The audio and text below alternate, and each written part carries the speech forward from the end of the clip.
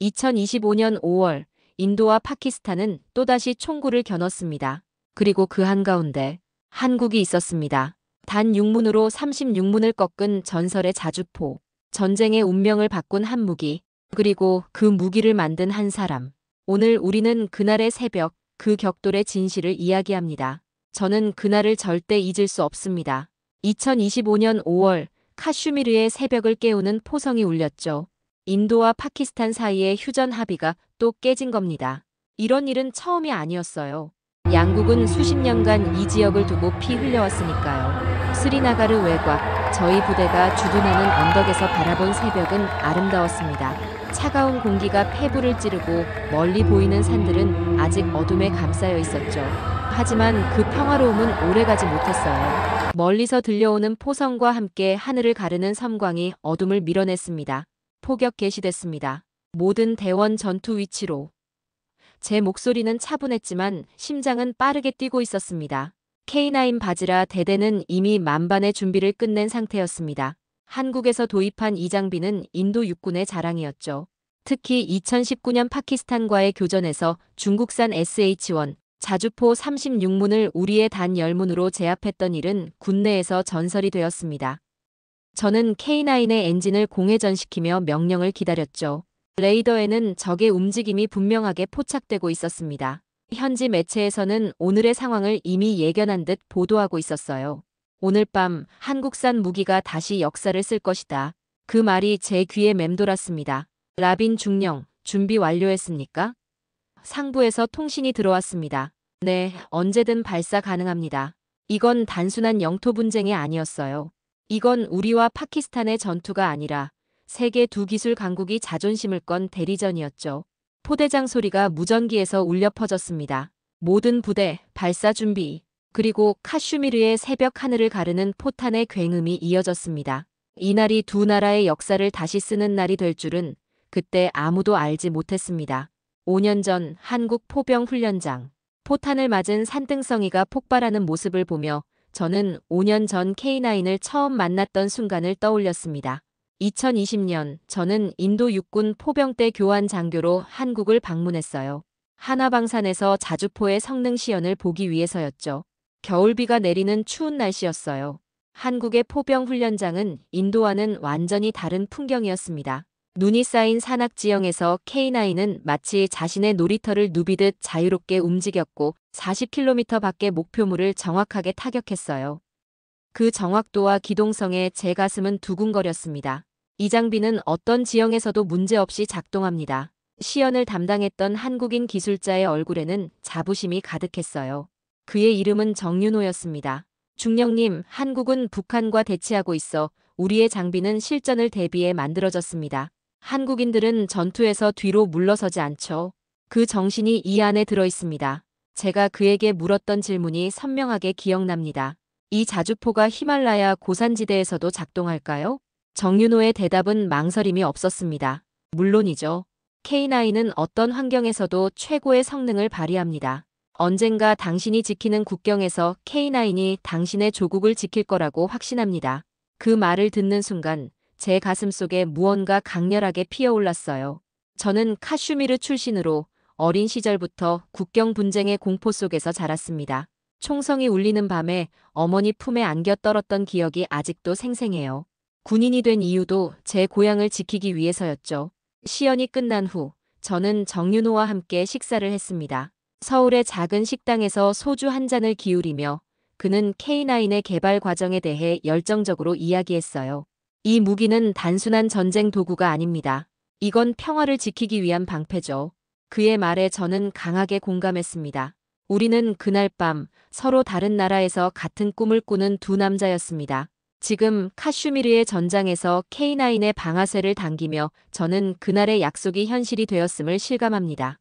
포탄이 적진을 향해 날아가는 모습을 보며 저는 마음속으로 정윤호에게 감사의 말을 전했습니다. 서울 하나방산의 연구실, 정윤호는 밤샘 작업을 하고 있었습니다. 책상 위에는 K9 엔진 설계도가 펼쳐져 있었고 컴퓨터 화면에는 시뮬레이션 결과가 끊임없이 업데이트되고 있었습니다. 윤호 씨, 또 야근이야? 동료 연구원이 커피를 들고 들어왔습니다. 정윤호는 피곤한 눈을 비비며 웃었습니다. 인도에서 추가로 100문을 주문했대. 엔진 개량이 중요해. 와, 대단하네. 그런데 왜 이렇게 열심히 해? 이미 성공한 제품 아니야? 정윤호는 잠시 창밖을 바라보며 깊은 생각에 잠겼습니다. 5년 전 인도 장교를 만났어. 라빈 싱이라는 중령이었지. 그는 진정으로 자기 나라를 지키고 싶어 했어. 내가 만든 이 엔진이 그의 꿈을 이루는데 도움이 될 거라고 약속했거든. 정윤호는 K9 엔진의 국산화 프로젝트를 이끈 인물입니다.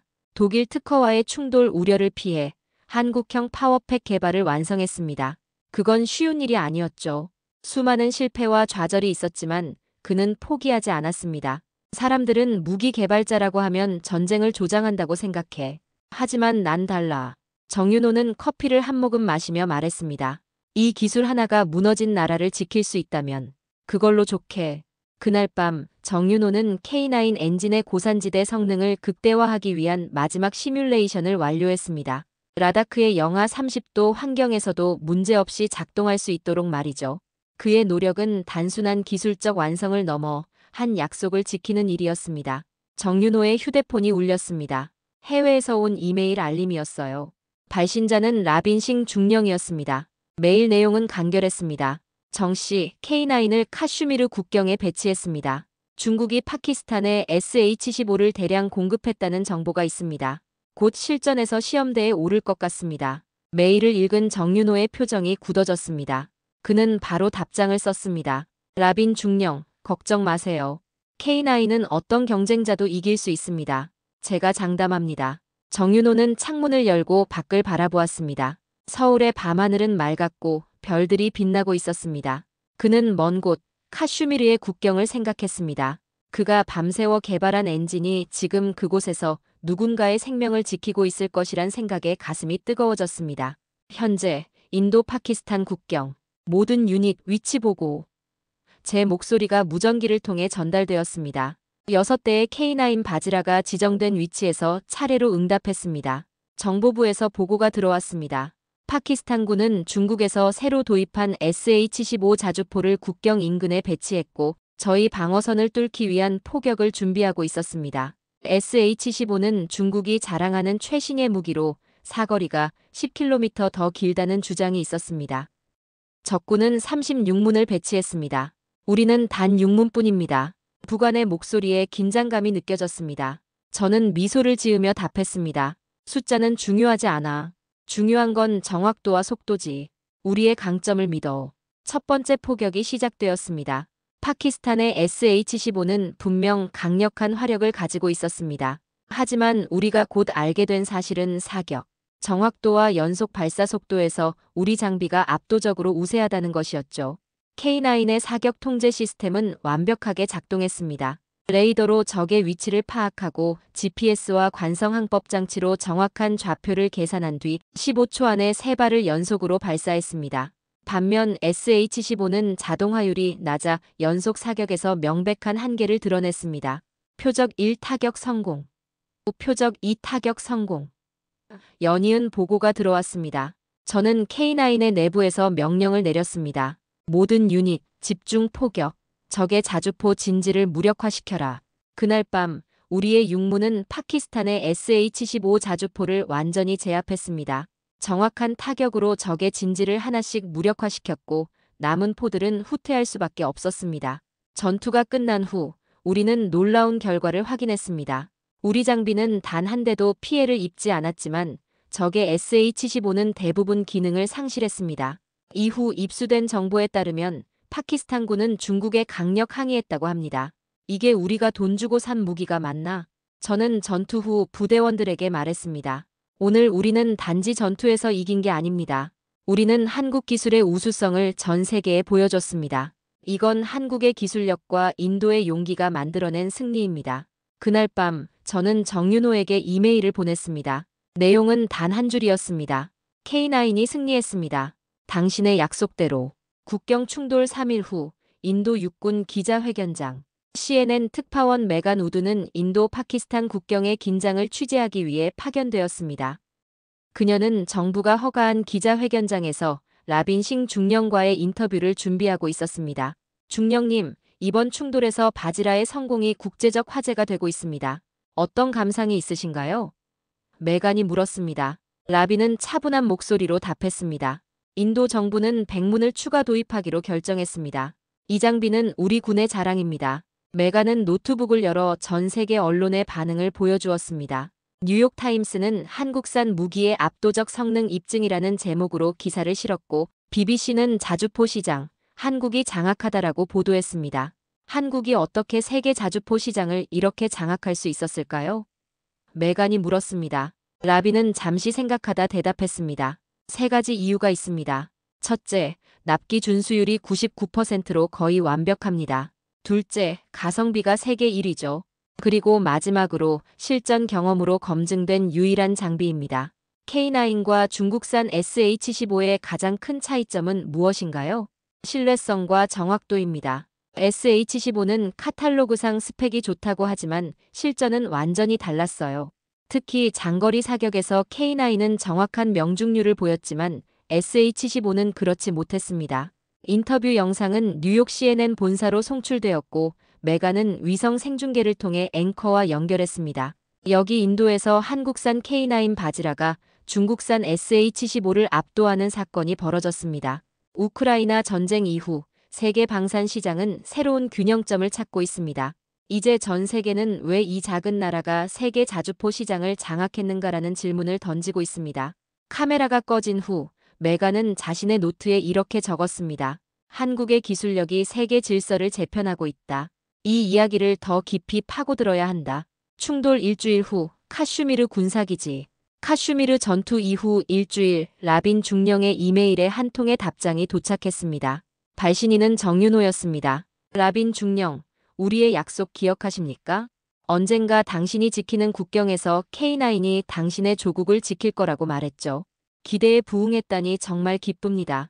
그러나 이건 단지 무기의 승리가 아니라 평화를 위한 방패의 역할을 한 것이라고 생각합니다. 메일을 읽는 라빈의 눈시울이 붉어졌습니다. 포연 가득한 전장을 뒤로한 지금 그는 전우가 아닌 친구의 진심이 담긴 메일 앞에서 울고 있었습니다. 그는 자신의 책상에 앉아 깊은 생각에 잠기고 곧 답장을 쓰기 시작했습니다. 정윤호 씨, 그 약속은 오늘 지켜졌습니다. 당신의 기술이 우리 국경을 지켰고 더 많은 생명을 구했습니다. 우리는 단 6문으로 적의 36문을 제압했습니다. 그들의 포탄은 정확도가 떨어져 민간인 지역에 떨어질 뻔했지만 우리의 장비는 정확하게 적의 포대만 타격했습니다. 당신이 개발한 엔진은 극한의 고산지대에서도 완벽하게 작동했습니다. 라빈은 잠시 타이핑을 멈추고 창밖을 바라보았습니다. 카슈미르의 아름다운 산맥이 햇빛에 반짝이고 있었습니다. 그는 다시 키보드를 두드렸습니다. 이제 이해합니다. 당신이 왜 그렇게 열정적으로 K9을 개발했는지. 이건 단순한 무기가 아니라 삶을 지키는 희망의 도구입니다. 당신이 없었다면 더 많은 생명이 위험에 처했을 겁니다. 언젠가 서울에서 직접 감사의 인사를 드리고 싶습니다. 라빈은 이메일을 보내고 깊은 숨을 내쉬었습니다. 그는 바깥으로 나가 자신의 K9 바지라로 걸어가 그 견고한 장갑을 손으로 쓰다듬었습니다. 이 차가운 철 안에는 따뜻한 인간의 의지와 평화를 향한 열망이 담겨 있다고 느꼈습니다. 그날 밤 라빈은 자신의 일기에 이렇게 적었습니다. 오늘 나는 단순한 무기가 아닌 한 국가의 영혼을 만났다. 충돌 3주 후 카슈미르 국경. 카슈미르 국경에 다시 고요함이 찾아왔습니다. 인도와 파키스탄은 유엔의 중재로 다시 한번 휴전 협정을 맺었습니다. K9 바지라의 압도적인 성능은 파키스탄에게 큰 충격을 주었고 그들은 더 이상의 도발을 자제하는 모습을 보였습니다. 라빈 중령은 부대원들과 함께 국경선을 순찰하고 있었습니다. 망원경으로 멀리 파키스탄 진영을 살펴보니 SH-15 자주포들이 후방으로 철수하는 모습이 보였습니다. 중령님, 그들이 정말 물러가는 겁니까? 부관이 물었습니다. 라빈은 고개를 끄덕였습니다. 그들은 무기 신뢰성 문제로 큰 혼란에 빠졌어. 특히 중국과의 관계에서 상당한 균열이 생겼다고 해. 정보에 따르면 파키스탄은 중국의 SH-15의 성능 개선을 강력히 요구했지만 중국 측은 이를 파키스탄 운용 미숙의 탓으로 돌렸다고 합니다.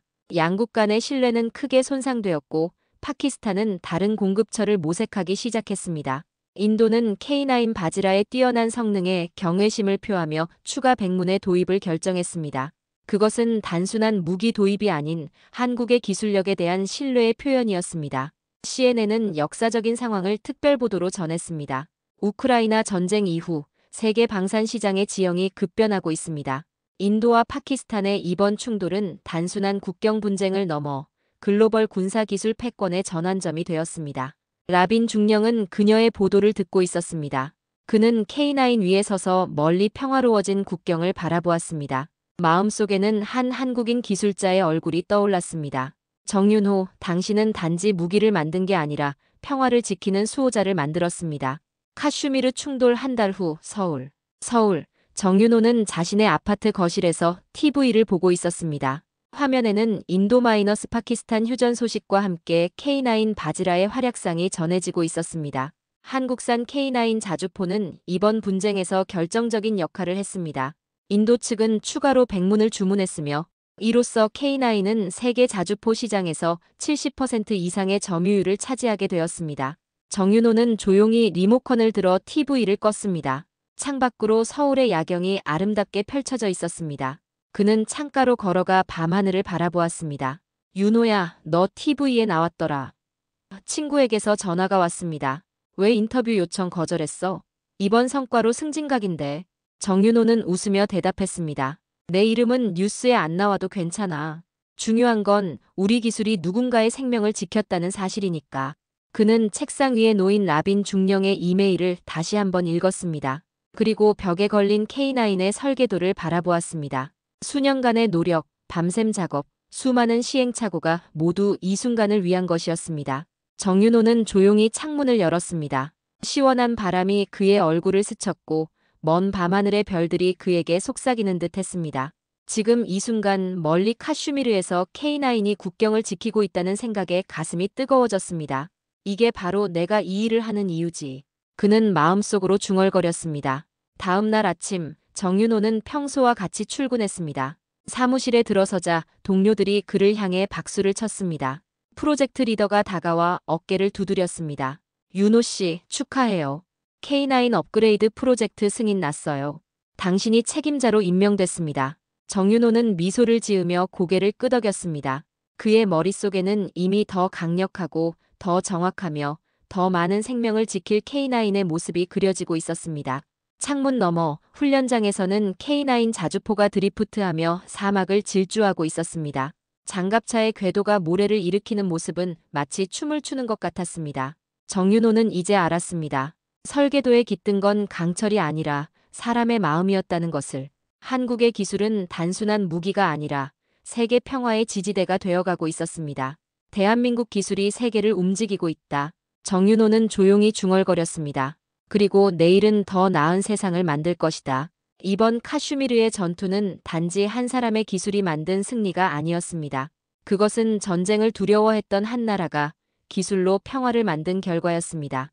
오늘 한국이 만든 자주포가 국경을 지켰고 내일은 한국의 기술이 세계를 지킬 것입니다.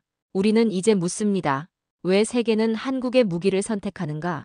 답은 성능이 아니라 신뢰에 있습니다. 그 신뢰의 이름은 바로 대한민국입니다. 무기 강국 대한민국을 댓글로 응원해주세요. 고맙습니다.